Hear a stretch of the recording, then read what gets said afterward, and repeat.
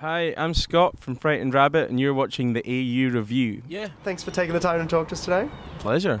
You just played two massive shows with Groovin The Moo in Maitland and Canberra. Yeah. How'd the sets go? I know you're a little worse for wear after them. We were jet lagged. It was we were kind of thrown in at the deep end there, arriving at 5 a.m. and then having to play at 4 p.m. That was weird, but I suppose. The crowds didn't seem to mind. I think, to be honest, they were also in a slightly altered state of mind, so it didn't really matter that much. And they all had a good time, so that's kind of the main thing for us. Yeah, it's been a really good start. Did you get to watch any other bands while you were there? Well, the first night we didn't manage because we were absolutely shattered, so we wanted to go back and sleep. But the second night we managed to see Tame Impala, a bit of Tegan and Sarah, and we'll venture out further and get later and later as the tour goes on. So there's loads of time to go and see other bands, and I'm looking forward to it. Yeah.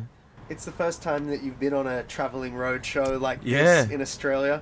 What are your thoughts on it so far as a festival? Oh, I think it's fantastic. I kind of love the sort of regional nature of it, so they're taking the festival to spots that maybe don't necessarily get that much live music coming through, and I think for us, like growing up in a small town, you get that feeling from the audience whereby it's like they're really, really excited that there's something like this happening close by. So yeah, I think it's fun to maybe like start, because there's after parties and stuff, and it's nice to go and meet the other bands and stuff, and you can kind of like hopefully get friendships out of it and stuff like that as well. So yeah, no, I mean, it seems like the perfect way to do a festival as far as I can tell. Yeah. I guess the closest thing back home is, I guess, doing Reading and Leeds and the... That's about it. Yeah, I know, and that's not nearly as pretty as it is here. So like we're pretty made up. It kind of feels like a boys' holiday in a way. You are playing Reading and Leeds this year, and Tea in the Park, so you've got a busy summer coming up at home. Yeah, indeed we have. I mean, I think festivals present you with such a great opportunity to allow people who have maybe heard your band, heard one song and want to check out more but don't want to go to a regular show, give them the chance to come and see what it's all about, and it just extends your fan base in a really immediate fashion. So I love that challenge, knowing that you've got half the audience perhaps has never ever... Hello, mister. What's that? Sure. Yeah. There's nothing like we don't have them in Britain either. Shoo! Shoo! Oi! What sort of bird's that? They're pretty common. It's not a sparrow, but it's something like that. Oh well. Yeah. He's trying to tell us his name. Anyway, so yeah, no, I mean, it's nice feeling that half the audience has no idea who you are, and your job is then to win them over the course of 45 minutes. And we feel that at Groovin The Moo as well. It's nice to see people like just wandering by and going, oh, okay, I quite like this, and then by the end of the set, maybe you've got them, maybe they've become a fan. It's a really sort of important challenge to us, I think.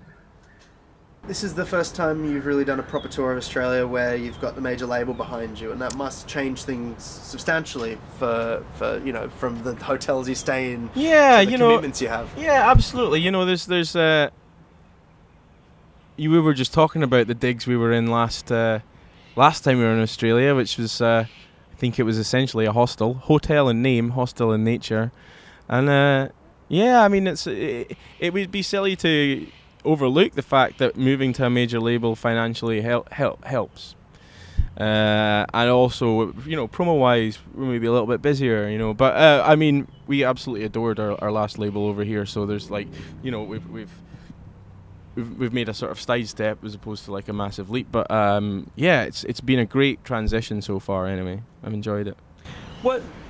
What brought on that change? I mean, did you play a festival, the right people saw you and they approached you? Do you know quite what happened there? I do know what happened. Essentially, that the guy that was responsible for us signing to Atlantic in the UK, and then obviously factoring out into Warner elsewhere, he had been a fan for a long time, and he got a job at Atlantic, and the first thing he did there was he sent out to everyone in the office. He was like, here's the next band you should sign. He made a mixtape, or a mix CD as it was, and he was like, this is the next band you should sign. I think, and it was Frightened Rabbit. So he was totally responsible. Everyone in the office just got behind it, and then it was the right time for us. We were out of contract, we didn't have a label at the time, And yeah, everything that he was saying, he comes, our A&R guy Chris comes from a fan perspective.